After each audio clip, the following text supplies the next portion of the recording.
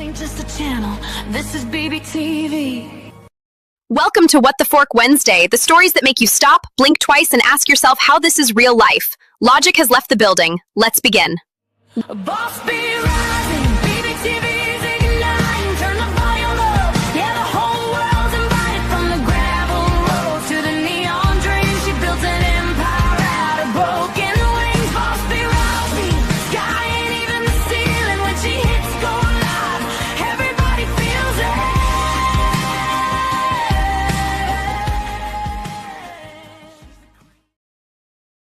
All right. Happy What the Fork Wednesday, honeybees. Everybody, welcome back to Ask a Bee. And listen, if you are here live right now, I appreciate you more than you know, because today has already been one of those behind the scenes grind days where everything is happening at once. So the dashboard is doing gymnastics, the subs are flirting with milestones, and the shorts are cycling. The catalog is humming. The caffeine is working overtime. And I'm trying to keep this train on track so we can hit our noon slot clean and consistent like grown adults, right? With a production schedule. I am a producer, after all. Because that's where what we're doing right now. Okay, we are building rhythm, we are building habits, we are training both ourselves and Bertha. It's what I call the algorithm. And more importantly, we are training our audience to know exactly when and where to find us. And if you've been rocking with me the last few days, you already know this new groove has been clicking. The conversations have been better. The chat has been steadier, and the stories have been messier in all the right ways. The energy has felt like we are finally locking into something that works instead of throwing spaghetti at the wall and hoping, one strand sticks. So thank you for being here in the middle of that build. And I am sorry for delays and distractions, but, life happens. And though YouTube, I love to be here all the time, I can't, right? So life happens. So whether you're watching live, replay crew, lurkers in the bushes, or somebody who just stumbled in because a short dragged you through the door, and now you're like, what is this woman doing and why am I invested? Welcome. You're in the right place. Now today, it is What the Fork Wednesday, which means we are firmly in the lane of stories that make you stop mid-scroll and go, wait, hold on. What? Because these are the situations where nobody wakes up planning to be messy, but somehow everybody ends up in an argument, right? Feelings get hurt, texts get spicy, family members overshare, and boundaries get totally crossed. And suddenly the comment section is on fire trying to decide who is wrong, right? That's the way it works. Who's justified and who needs to take 3 deep breaths and sit down with a glass of water, or maybe if it's late enough, make it wine. And I've got 3 stories for you today. 2 shorter ones just to warm us up, and then, a little bit bigger layered situation we're saving for second. The kind where you can already feel the tension just reading the headline, and then we're going to have to unpack it slowly instead of jumping straight to pitchforks. Okay, because that's not what we do here, right? And as always, I want you involved, please, because this is not me lecturing into the void. This is a conversation. That's my favorite word here lately, okay? When it comes to YouTube, I like having conversations. That's what the Iron Sharpening Iron universe is all about as well. Hi, Rafif. How are you? I will like and subscribe. Thank you so much. I really appreciate that, my friend. That would make you my 6,000 again. Let me tell you, I've been fighting to get back to 6,000. Before I got in a little bit of YouTube trouble, I was at 60-30. And then YouTube hit me with, guess what? Whatever. And then I was all the way down I've gotten all the way down to 59.69, and today I'm sitting at 59.99. So, Refi, if you would do that, I would love you forever, my friend. Thank you so much. Okay, so if you're in the chat, please, by all means, talk to me. I need your verdicts. I need your hot takes. I really, really need your calm, reasonable adult perspectives. Okay. I need your absolutely not, your I see both sides, and your this feels personal. And oh, can't forget, oh, I have been here before. Those moments are important. Okay. And we're doing the same thing we've been doing lately that has been working really well. Honey or stinger, guys. Honey or stinger. It's really easy. You just tell me, do you think they deserve some honey? Or do you think they deserve the stinger? And that's all because, honey, it lasts. Honey lasts, right? It doesn't go bad. Stingers, well, I think you get the idea. So seriously, honey means that you think the person is justified. Stinger means you think they crossed the line. And if you're torn, you can say both and explain why. Because sometimes the answer really is your feelings make sense, but your delivery was totally wild. And that's what the Fork Wednesday is all about. And that's kind of our brand around here. We try to slow these stories down and actually look at what people were reacting to. Like I say, reactions are everything. Don't react first, okay? Instead of just picking teams, sprinting into battle. Also, quick reminder before we dive in, I don't use real names. I transform details. I protect privacy, and I am not here to ruin anybody's life. I'm here to talk about human behavior, stress, communication, boundaries, burnout, family dynamics, relationships, and all the places those things go sideways when people are tired or scared or stretched too thin.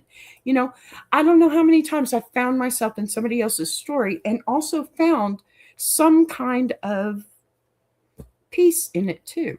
Or maybe not even peace, but some kind of, I guess, a direction towards a resolution. Let's put it that way. So if you're new, that's the lane. And if you're regular, you already know the drill. Grab your coffee, grab your lunch, get comfortable, because we are settling in for a good one today, or three. And one more thing, if you've been enjoying this format, the AITA, which means, am I the a-hole? I don't use those words. That's another thing. I have tried so hard to get all these terrible words out and use my own. So if I do miss one, please forgive me. So this is the long form breakdown, the daily rhythm, the noon lives, the consistency. Make sure you're subscribed, make sure notifications are on, and make sure you stick around after this because we've got more coming later, including Ladies' Diary tonight. Yes, I'm so excited. Mama Lyons has been bringing the panel, y'all. She is just rocking it with the panel, and her shows are incredible. Y'all need to go see them. Absolutely need to go see them. Comment on them. Tell her I sent you, okay? So Askabee household over here. And you're officially invited to all of it, right? Let's go ahead and get into number one because this first case involves new parents, exhaustion, breastfeeding logistics, and one sentence said at 3 a.m. that turned into a full-blown emotional grenade. And I already know the chat is going to have opinions. So here we go. Let's get into it. Hello, Vincent. Thank you. I am having a wonderful day. Thank you so much for asking. I hope you are having a great day too. Or stating, pardon me. I guess that wasn't a question. All righty. Let's see here. I'm going to get our first story loaded up here. One moment, please. And here we go. AITA. Am I the a-hole for asking my wife, what the fork do you want me to do? After she asked me to feed our son. And, oh, I missed one. I'm so sorry I missed one. After she asked me to feed our son, the first one. That's crazy. See, that just makes me mad. Here, I need to get over here too. Forgive me. I'm trying to be polite and I just missed one. After she asked me to feed our son and shaming her for breastfeeding. Okay, my wife and I, both 30 female. Okay, have a 4-month-old son. Happy news. Congratulations. He's the light of our lives. Oh, I'm glad to hear that. My wife carried him and is the one who feeds him. Aw, he is exclusively breastfed.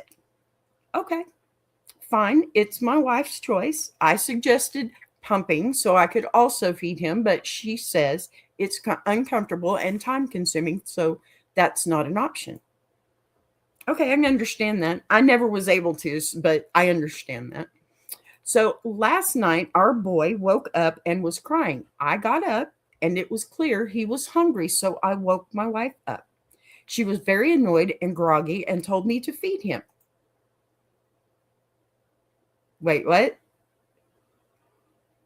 I told her I can't and that she needs to get up to feed him. It turned into a small argument, and I ended up saying, "What the fork do you want me to do?" It wasn't a yell or anything, but my tone was definitely annoyed. After a minute or so, she got up and fed our son, but she didn't get back into bed.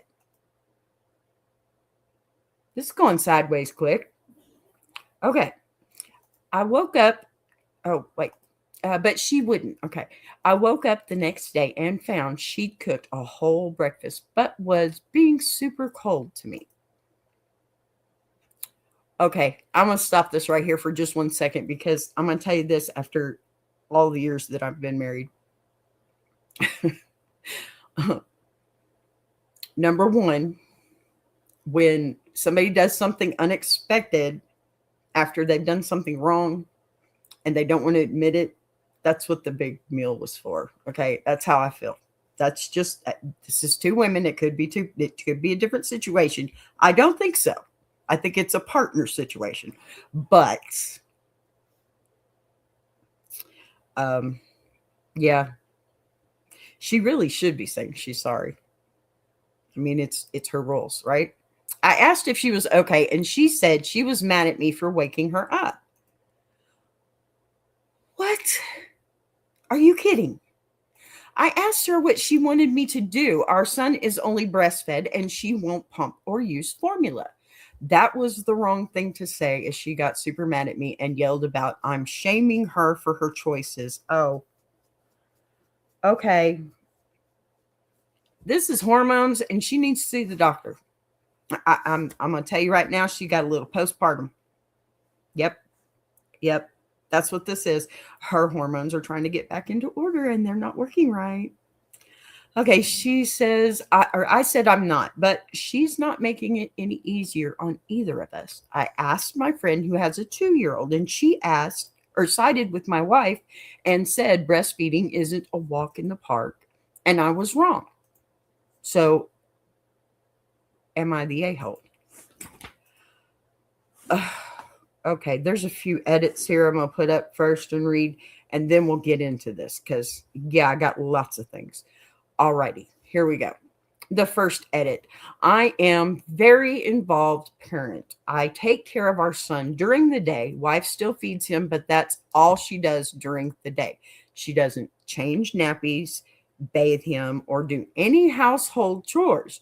Don't get me wrong. I'm not expecting her to be busting her ass deep cleaning the house, but I do everything during the day. Apart from feeding, she's okay, and she's in therapy, not diagnosed with anything too. I'm the one who gets up at night first every time. Also, I am a woman, not a man. Okay, that last little entry I don't think really makes any difference either way because, obviously she's just had a kid. And sure, she's tired and everything, but she shouldn't be just sitting there doing anything either and wasting away, right? Anyway, here's another edit.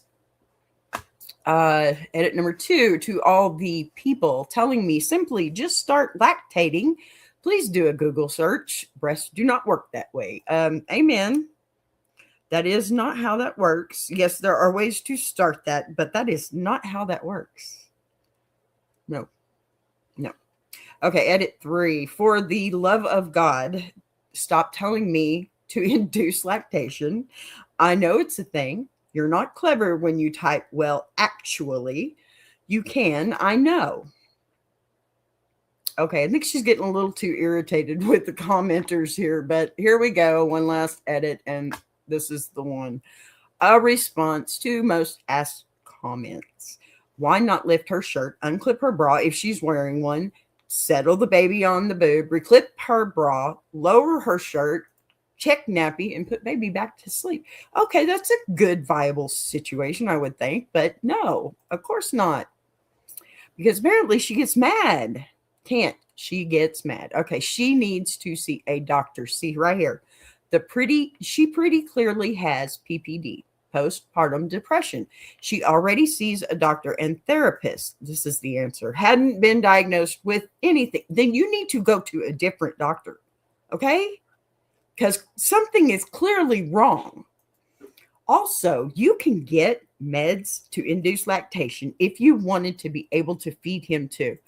And then her, yeah, I probably would have reacted this way too. I'm sorry, reaction is everything. Yes, I say don't react, but I forking know I was referring to the people, men, who were telling me to start lactating because that's what mothers do. I forking know about the procedures. I swear to God, if I see another forking comment about, well, actually, I'll forking lose it. Okay, I think you already forking lost it, lady. Seriously. So, my goodness. Pardon me. That was not supposed to come up. That's a little bit of a mess, I think. Here's where I land on this one. Okay, because when I slow it down and take all the edits, clarifications, and emotional temperature into account, I don't see a lazy partner or a malicious spouse. Okay, I see two women running on empty inside a system that was never fully negotiated out loud. And the problem isn't that someone said a sharp sentence at 3 a.m. The problem is that they've been silently operating on assumptions instead of agreements. Because on one side, you have a partner who physically cannot breastfeed, who already gets up first at night, who handles most of the daytime care. And I'm sorry, but I wish I had that problem because I don't want to have to work. Anyway, the diapers, the baths, the cooking, the house, the logistics, and who suggested pumping or formula only to be told no. So when she's shaken awake and told to feed the baby, she hits a cognitive wall where there literally is no move available to her in that moment. And frustration leaks out as that blunt, what do you want me to do? Okay. Which to her brain is a factual question about process. But the person whose body is the entire feeding system for that infant sounds like judgment, pressure, criticism, and any indictment of her choices, especially when you layer in postpartum hormones, right? Physical exhaustion, soreness, mental overload, and the reality that breastfeeding is not some serene bonding moment, Instagram fantasy, but an around the clock physical demand that it leaves people feeling touched out and depleted. And that's why the wife didn't come back to bed. And that's why she cooked breakfast while staying emotionally distant. Because that behavior doesn't come from a single sentence. It comes from something that's been simmering for a while. The sense that she's trapped in one role while her partner resents that role, even if she doesn't consciously intend to. And at the same time, the poster is sitting there thinking that she is already carrying everything she physically can, except the one thing biology assigned to the other person. And she's getting snapped at for waking her up when the baby is hungry, even though there is no other alternative feeding method on the table, which creates this awful feedback loop where one person feels accused and the other person feels trapped. And then the internet dogpiling her with just induced lactation. Okay, those comments only pour gasoline on the whole situation because she already knows that exists. Don't we all? She's already irritated, and strangers repeating it like she's ignorant just escalates her tone instead of helping the marriage. So when I weigh all of that together, my verdict isn't that she's an a-hole, okay, for being frustrated, because being frustrated in that position is human. And it's also not that the wife is wrong for being sensitive about feeding choices, because when your body is carrying the entire nutritional load for another human, you're already living inside vulnerability. And any hint that your choices are inconvenient is going to land hard.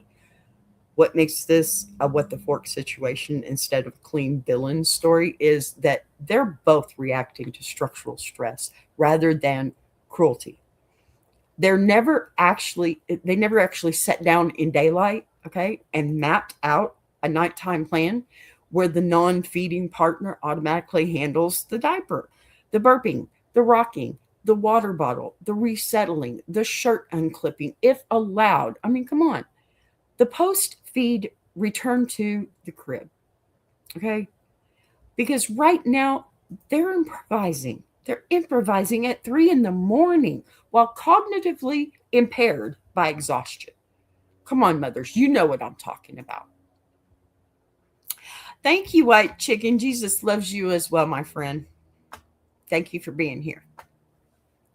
So that is how resentment forms, even in healthy relationships. So if I'm talking to the poster directly, my answer would be that you're not wrong for pointing out that you cannot physically feed the baby, and you're not wrong for feeling boxed in by rigid feeding rules, okay?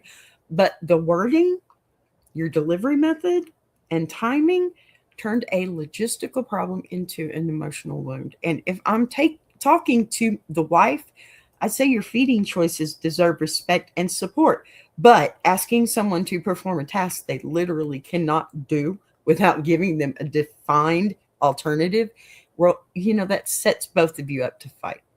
You're setting the other one up. I'm sorry. And the fix here is not who technically won the argument, but whether they can reset the system by saying in daylight calmly that there is no shame in breastfeeding. Okay. There is no resentment about the choice, but there does need to be a clear nighttime division of labor so neither person feels trapped or blamed when the baby cries. Okay. Because this isn't a marriage imploding. This is two competent parents colliding at the intersection of biology and burnout. And in my book, that lands squarely in not the a-hole territory. For the question asked, but also in urgent communication. Hi, Des. Required territory for the relationship, because if they don't replace assumptions with agreements, this exact same fight is going to replay every night until the baby sleeps longer and somebody eventually explodes over something much smaller than feeding. How are you today, Des? Back there listening again. I appreciate you, my friend. I very much appreciate you. You know that. I love you. All righty. So we do have more different stories. Okay. Let's just get into the second story here. Let's see. I think we're here. Nope, here. Okay. Pardon me. Oh, allergies. It's our second spring in Texas, you guys. It's supposed to rain. It's like 55 degrees out there again. Stupid stuff like that. Anyway. Okay. Second story. Am I the a-hole for asking my mom what the fork is wrong with her husband yesterday? Probably not, but let's go. Over the last year, I, 32 female, have lost 2 planned pregnancies. Oh, I'm so sorry. That's awful. Thank you, Des. You're the bestest. Okay. As I'm sure you can imagine, it's been an emotional roller coaster. Absolutely. Yesterday, I had a medical procedure to scope the inside of my uterus and, oh, pardon me.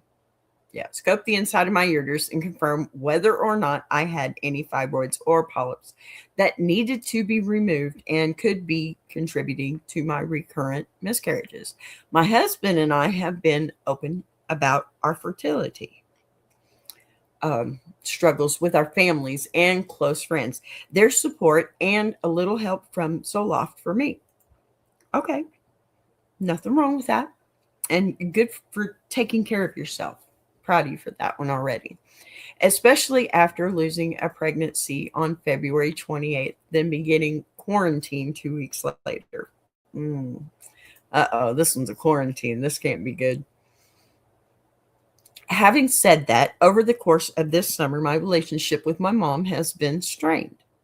All right. We are working at communicating, healing from previous trauma. And while we work through this, I am trying to set up clear boundaries. I think there is a light at the end of the tunnel if we both put in the work. Amen. Okay. Stage has been set. Now, scene.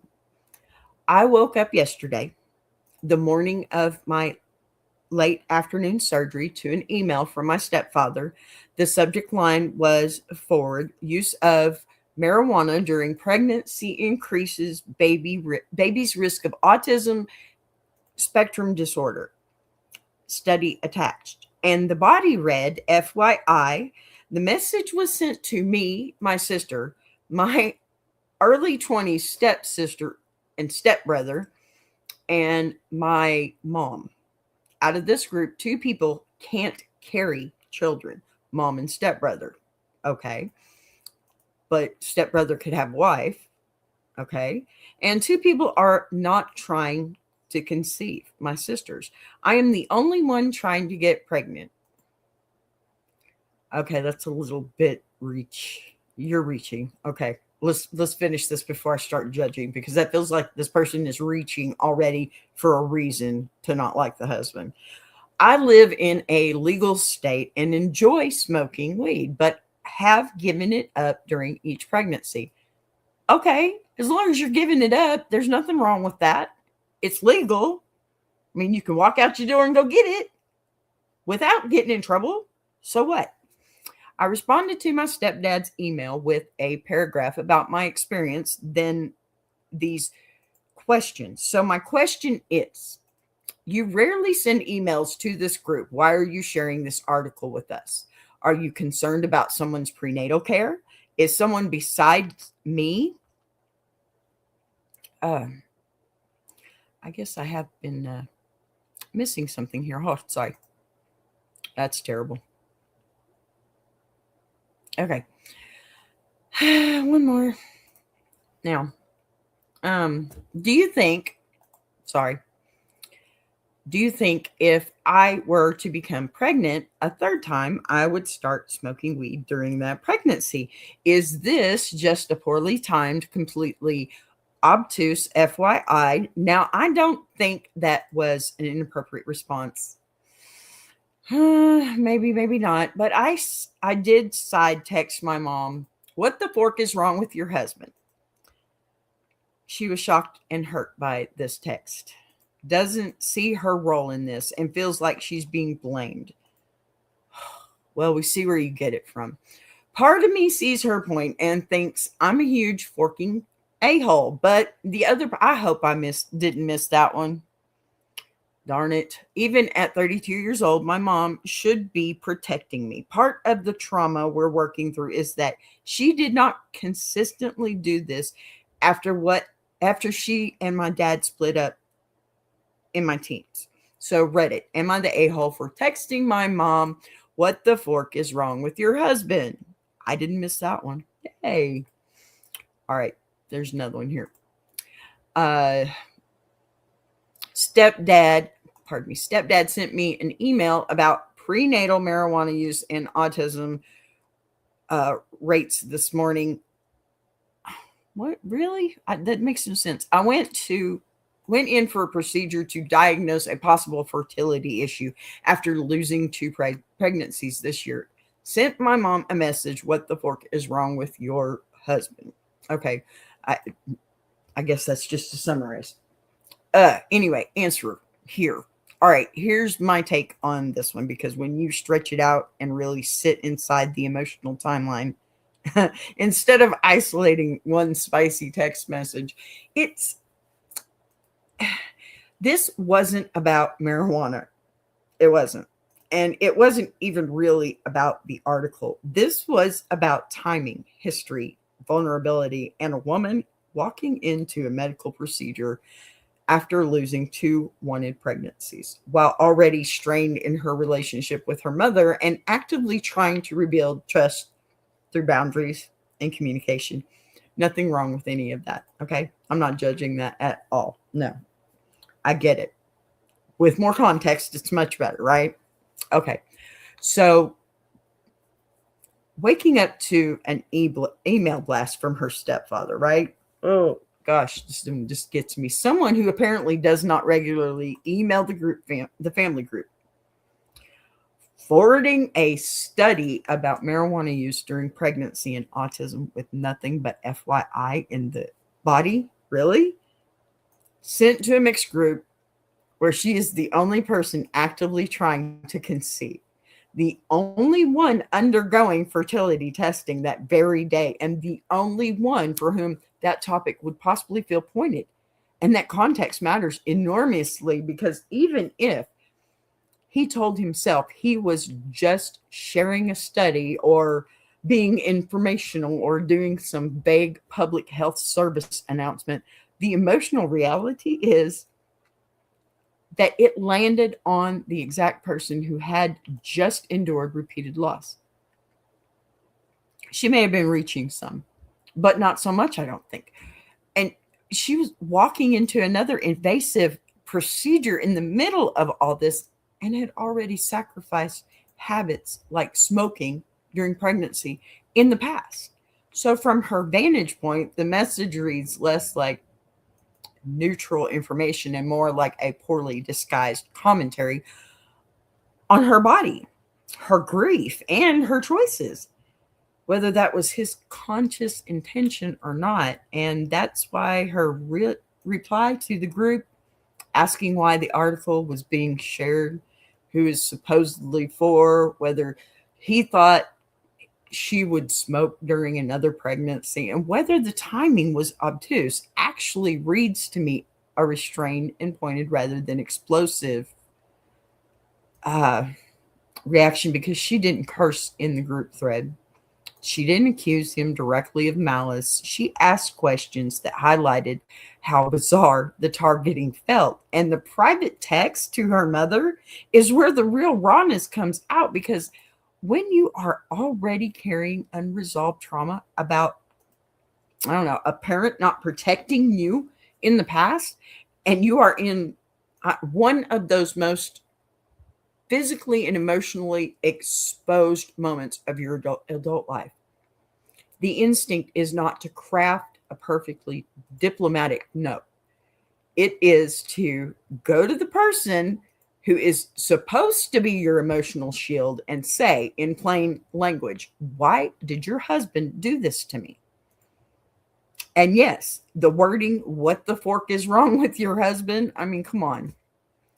It's too sharp and confrontational, and understandably landed as blaming to the mother. Sort of. But when they are actively trying to repair the relationship, that doesn't make the underlying impulse illegitimate, because what she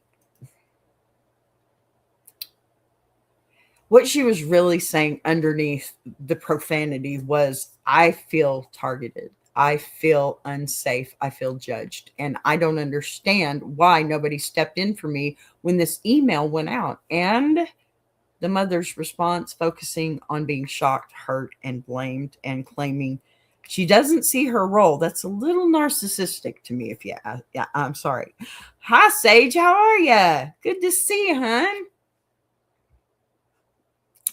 Yeah, it so also makes emotional sense from her side, I guess, because parents often hear that kind of statement as an indictment of their partner and themselves. That's in a step parent situation, it just gets compounded too, I think. So, uh, I don't think it's like a cry for protection, but that is exactly where their long running fracture line is sitting. One person asking for advocacy and reassurance, the other hearing accusation and retreating.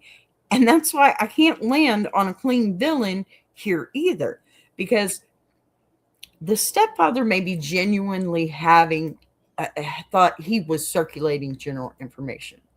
Probably not, but maybe. Let's try and give him the benefit of the doubt, right?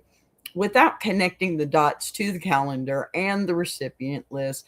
I mean, how does he really know that she's going in for a procedure like that? Sure, maybe he heard them talking about it, but if they have a communication problem already, maybe they weren't. And maybe not in front of him, just over the phone. Maybe the mom said something about it. You don't know these situations. The context is so important here. I wish these posters, when they would be detailed, they would be a little more detailed. A lot more detailed. I like details. I like tedious. I like the little things. And the little things are missing in this one. So the mother may have genuinely felt blindsided by being dragged into conflict, but after all, it is her husband, right? Right? So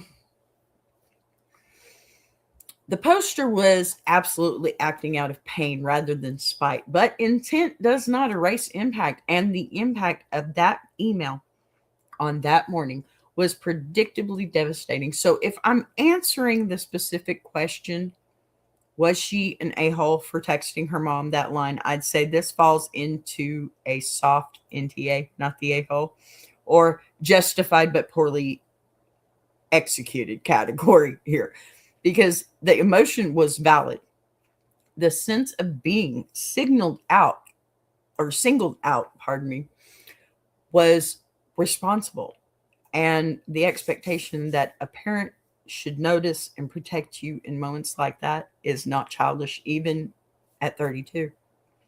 But the profanity loaded framing guaranteed that the conversation would immediately become about tone instead of about why the email was sent and how hurtful it was.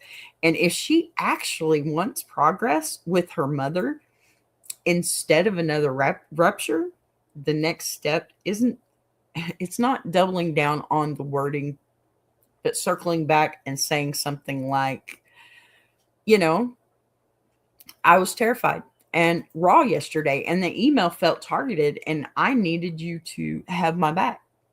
That's what I was trying to say, because that reframes the issue from attacking the husband to naming the wound. And at the same time, I don't want the mother and stepfather to hear, or I'd want the mother and stepfather to hear very clearly that blasting fertility related articles to a group that includes one actively undergoing testing after miscarriages is not neutral. It is invasive and careless, even if wrapped in FYI. Okay.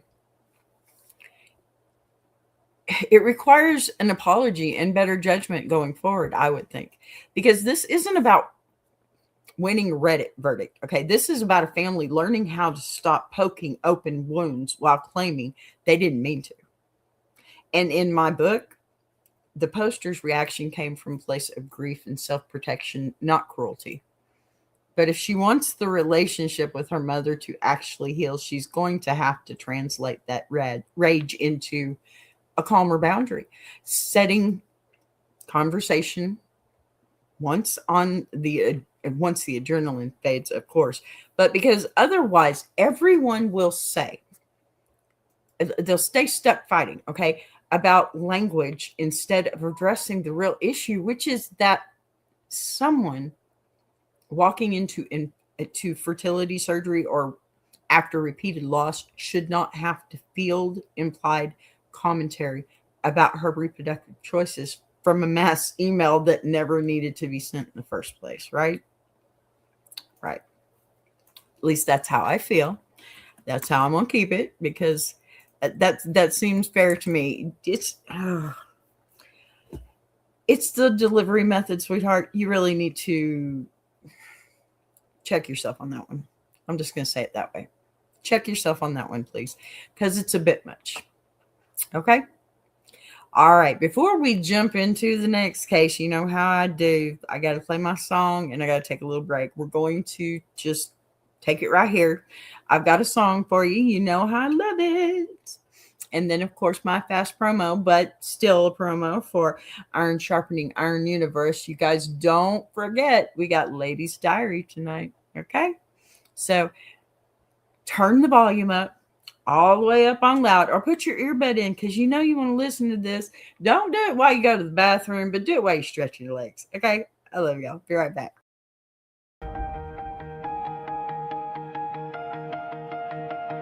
She came from the quiet storms, built a fire from the ground, turned a whisper to a warning. Now her voice shakes the town. Every setback was a lesson, every doubt became a key, unlocking something bigger. That's the rise of Boss B.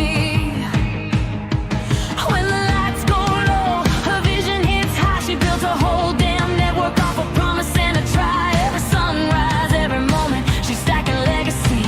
This ain't just a channel, this is BBTV.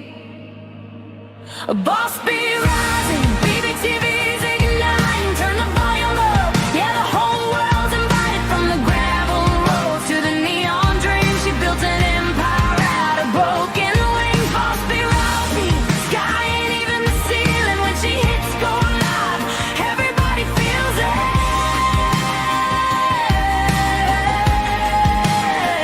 She's the queen of the comeback, the storm in the stream, crafting stories out of heartbeats, making visions out of dreams. Got thunder in the hustle, got a voice that cuts clean. Every mic she touches turns the power unseen. So let brother spin the numbers, let the views rise slow or fast. Boss B doesn't measure wins by echoes of the past. This moment is a pivot, this season's history. Bow down to the founder of the BBTV dynasty. Boss B rising, BBTV's igniting. Turn the volume up, yeah, the whole world's invited. From the gravel roads to the neon dream, she built an empire out of broken wings. Boss B rising, sky ain't even the ceiling. When she hits go live, everybody feels it.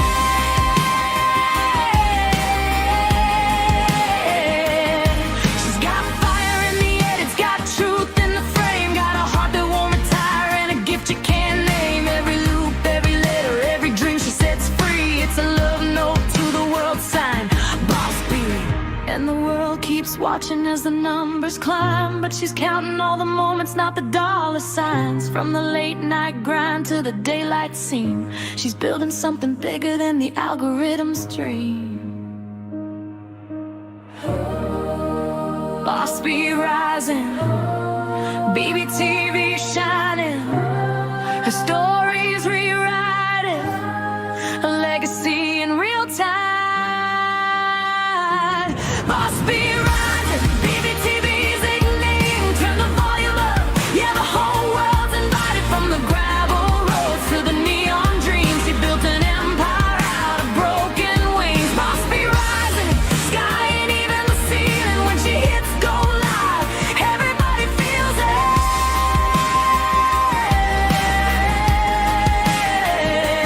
BBTV, where the stories breathe.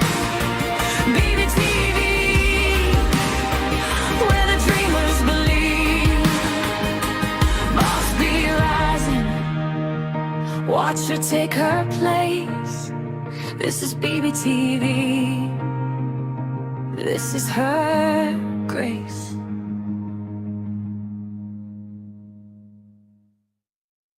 Join Boss B for Ask a Bee Monday through Friday, 12 noon Central Standard Time and Jukebox Journey every Saturday, 8 p.m. Central Standard Time.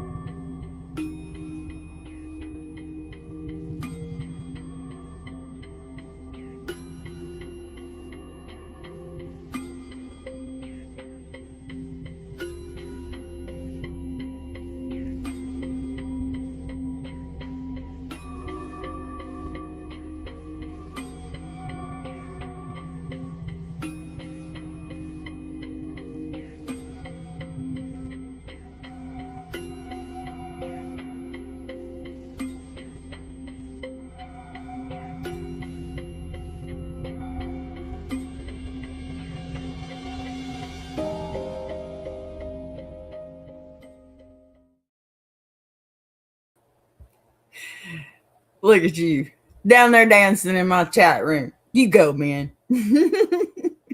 That's awesome. All right. Let's get into this third story. I love you, Sage. I'm so glad you're here.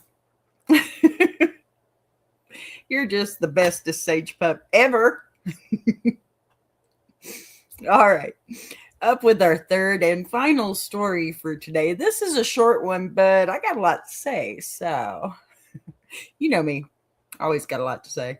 That's what I do. That's how I roll.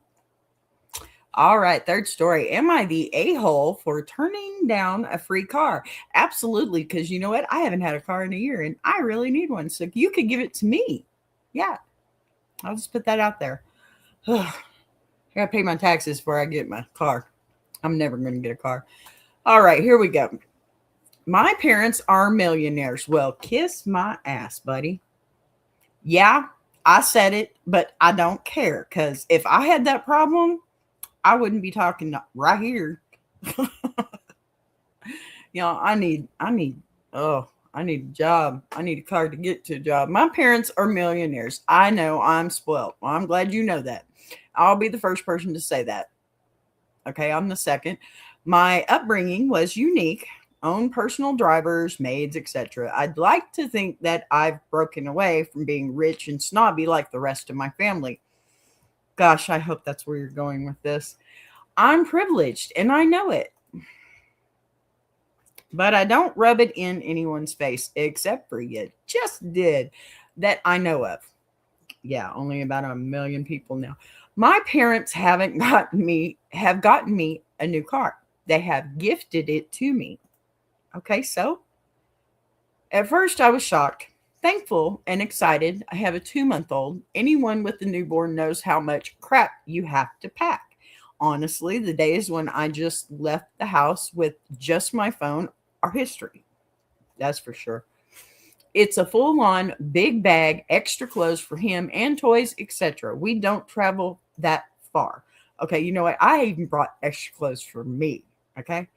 My parents gave me this car and said it comes with rules.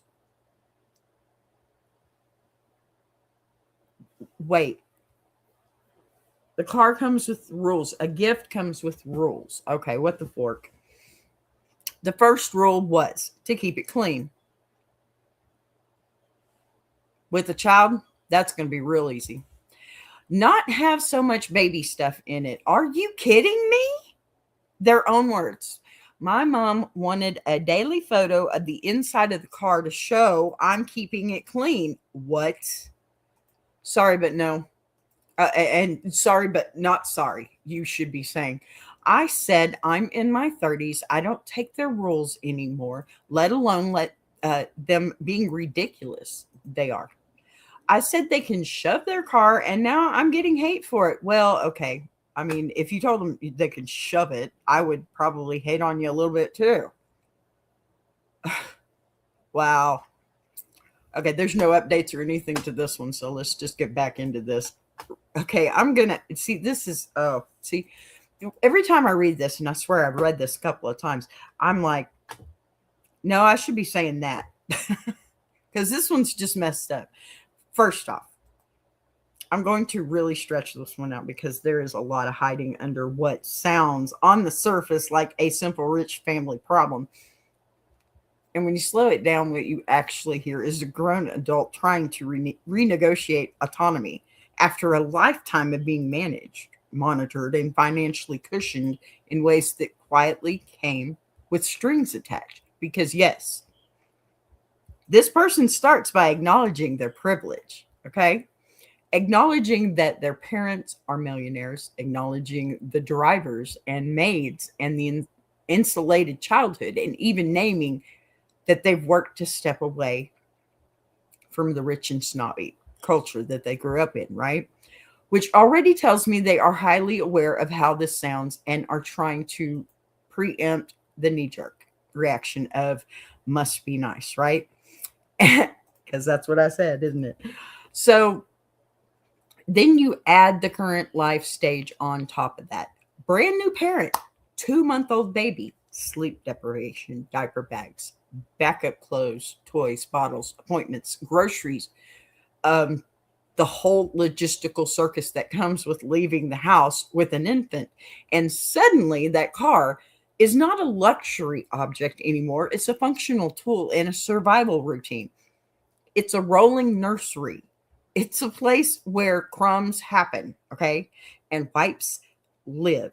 And extra outfits sit in the trunk just in case for days, weeks, months, for a year, because they're outgrowing every one of theirs. And that's why the gift initially lands as exciting and generous, because in that moment she's thinking about cargo space and convenience and safety and reliability, not status. But the second that her parents attach rules to the car, keep it pristine, don't have baby clutter, send daily photos of the interior, that gift instantly stops being a gift and becomes a surveillance device. You know it is. You know it is. A leash disguised as generosity, a way of reasserting control over an adult child who's in her 30s with her own baby in her own household. And that's the part people get hung up on when they say she overreacted, because they zoom in on the phrase free car and forget that nothing is free if you're expected to document compliance every single day, like a teenager borrowing the family's sedan.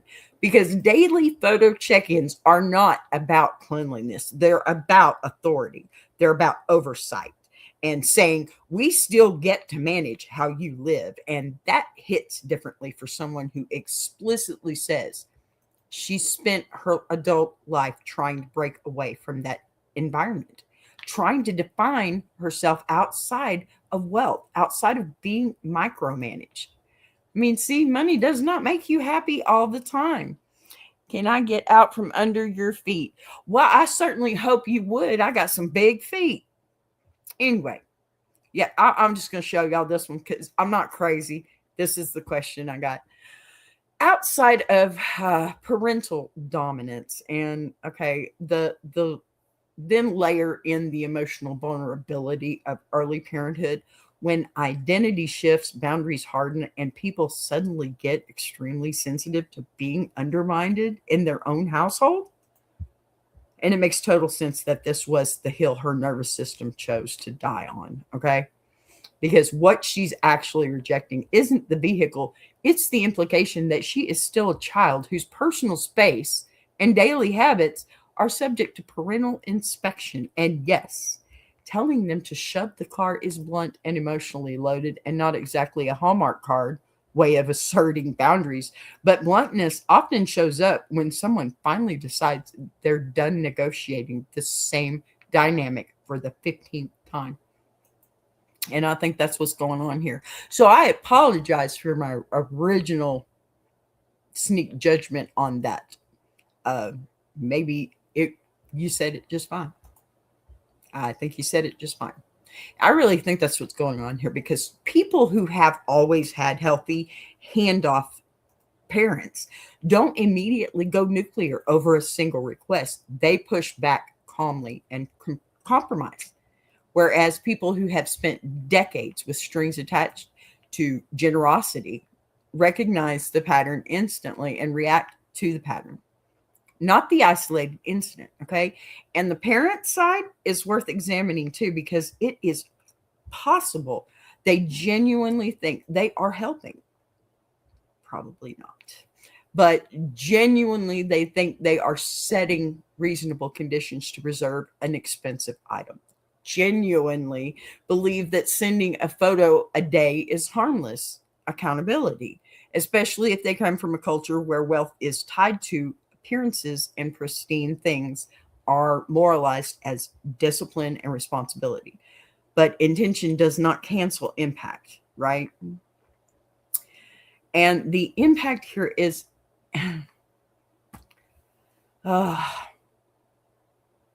it's childish, okay? Especially when the rule explicitly conflicts with the reality of having a newborn, because saying don't keep baby stuff in the car to a parent of a 2-month-old is basically saying, don't live your actual life inside this object we gave you, which makes the gift incompatible with the recipient's needs. And that's where the ethical core of questions sit for me, because gifts that come with conditions about how you must live, parent, or perform obedience are not neutral acts of generosity. They are attempts, and adults are allowed, no matter how privileged their background, to decline gifts that compromise their autonomy, and very expensive ones too. That's the part people struggle with, because money warps moral judgment, okay? Where suddenly someone is expected to tolerate disrespect, intrusion, or control because the dollar amount is high enough. And I don't buy that logic, because dignity doesn't scale with price tags. And adulthood means you get to decide what kind of relationship you have with your parents, even if you can afford to buy you 10 cars. So when she says she's getting hate for turning it down, I suspect a lot of that hate is coming from people projecting their own financial stress and thinking, I'd put up with anything for a free car. No, you wouldn't. That's why I haven't had one in over a year, because I won't. Which to me is understandable emotionally, but irrelevant ethically. Because the question isn't, would you accept the car? It is. Is she wrong for refusing conditions that make her feel controlled? To me, that lands firmly in not the a-hole territory, because she didn't ask for the car. She didn't demand it. She didn't manipulate them into offering it. She evaluated the terms and decided they were unacceptable for her life and her parenting reality. And adults are allowed to reject offers that don't work for them without being morally defective. I mean, consider what it takes to keep up a car and then add all these rules on top of it. That's too expensive for me. If I'm sorry, that's way too expensive for me. I can't afford that kind of a car, because I'm sure they'll want, the most expensive gas and all that stuff. And if you're not trying to live that life, you're buying mid-grade, right? The only thing that I think I would gently critique is the delivery rather than the boundary itself, because telling someone to shove something escalates the emotional temperature instantly and shifts the conversation from this doesn't work for me to now we're fighting about respect. Yeah. So I don't know. I think I probably still would have said shove it, but that's just me. And if her long-term goal is to maintain a relationship, okay, with her parents while redefining boundaries, I need some caramel. Okay, calmer reaction or calmer version of the same stance. I appreciate the offer, but I'm not willing to send daily photos or restrict how I use my own car. So if that's part of it, I can't accept. Reaction is everything. I say it daily. I said it to my kids. I say it to everybody. Reaction is everything. And when you tell somebody to just shove it, yeah, they're going to get defensive. So, I really think if you rephrased it, it would protect the same autonomy without lighting the fuse. But even with the blunt wording, I still don't think she's wrong for the decision itself, because declining a conditional gift is not ingratitude. It's governance, self-governance. And what this really sounds like is the first major boundary she's drawn since becoming a parent, where the stakes suddenly feel higher, because now it's not just about how she lives. It's about, what kind of environment she models for her child. And a lot of people get very clear very fast about control dynamics the second they imagine them being passed down another generation. What on earth? Oh, it's the fourth. Sirens are going off. I hate that. Okay, so my verdict on this one is solidly not the a-hole, for turning down the car. Okay. With the caveat that if she wants less chaos and fewer family blowups in the future, she might want to practice drawing those lines in sentences that sound less explosive when, even while, she's staying just as firm. Because the refusal is reasonable. The desire for independence is healthy. And the instinct to reject being monitored in your 30s, wow, especially as a parent, a new parent, is not spoiled. It's adult.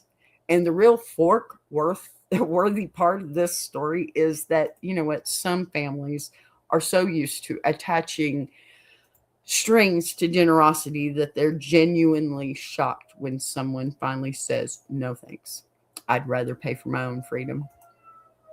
There's absolutely nothing wrong with that. Absolutely nothing wrong with that. Seriously. I have to commend her. I mean, first off, let me say, I think what she really needed to do was think about that before she reacted. I mean, that's what I always say, right? About every situation, but that's my point. If you think about this before you react, you can stop the conflict. You can stop the confrontation, right? That's what we want to do anyway. Nobody wants to fight. Nobody wants to fight. But sometimes it happens. And, you got to be the better person. That's how I feel. You just need to be the better person. Don't shrink yourself being the better person, okay? That's not what it's about. Just be the better person. Find a better way, okay? All right, that is where we're going to land this plane for today. Yes, all aboard the B plane. Okay, that's What the Fork Wednesday for sure, huh?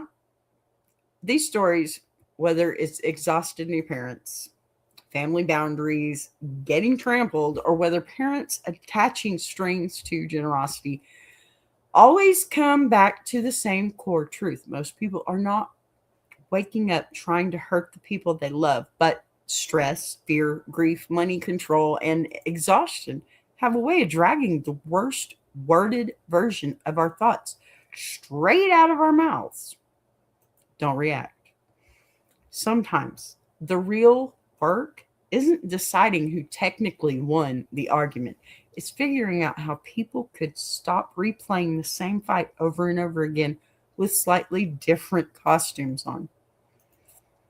I want to hear from you in the comments, okay, after this. Make sure you hit the smash that like button for your girl, okay? Honey or stinger for each story. Which one hit close to home? Which one made you stop and stare at the screen for a second? Which one made you not react? And which one you think could actually be fixed with one calm daylight conversation instead of another midnight blow up? Because some of the best takes always come from you, not me. And I love seeing how thoughtful and honest this community gets when we slow things down. These situations are crazy, but instead of turning them into drive-by verdicts, if you're watching live, thank you for hanging out with me today. Sage, I love you, my friend. Light, thank you, Des. Love you too. All right, so if you caught this, if you're catching this for the replay, do me a favor and drop a comment anyway, because I read them all and they absolutely shape what we bring to the table the next day. And if you're new here and this was your first Ask a Bee, welcome. You officially wandered into the middle of the messiest corner of the internet in the best possible way. So hit that subscribe button, turn those notifications on. Hey, even consider being a member because, yeah, I'm good. And come sit with us again tomorrow, okay? It will be Thankful Thursday, and I've already got some stories in mind. We do this every day at noon, and I am trying to get back at my noon, and the stories are never short on chaos. And don't forget, Ladies' Diaries coming up this evening. It's Speak Charlene, 6 Central. That's the one. Yes, my name is Charlene, but I am Boss B here. It doesn't matter. If you don't know me, you don't know me. If you do, you do. So if today's case has got you thinking, that conversation is going to go even deeper. Okay. And I want you there for that too. All right, y'all. I love you all. Thank you for being here. Take care of yourselves. Be kind to your people. Drink some water. Hydrate. Mama Lion says hydrate. Don't forget. Unclench your jaw, please. And I'll see you in the next one. Until then, buzz you later. Oh, hey, yeah. Don't worry. I got Tuber Chat going. Love y'all. I want to take a minute to shout out Tuber Chat. If you're a creator who's tired of surface level advice, and actually wants to understand how YouTube works, that's the space. It's real conversations with real creators who are in the trenches building channels, testing ideas. No posturing, no gatekeeping, no fake guru energy, just people sharing what's working, what isn't, and why. If you're serious about growing, learning, and not doing this alone, check out Tuber Chat. The link is in the description. If you're enjoying this show, subscribing is the easiest way to support what's being built here on BBTV. You'll see the join button right next to subscribe. No pressure, no expectations, just an option for people who want to support the channel in a real way. We're live weekdays at 12 p.m. Central, and each day has its own focus. Same honesty, same voice, just different conversations depending on the day. And if you've got a story you want to share, send it in. Anonymous is always fine.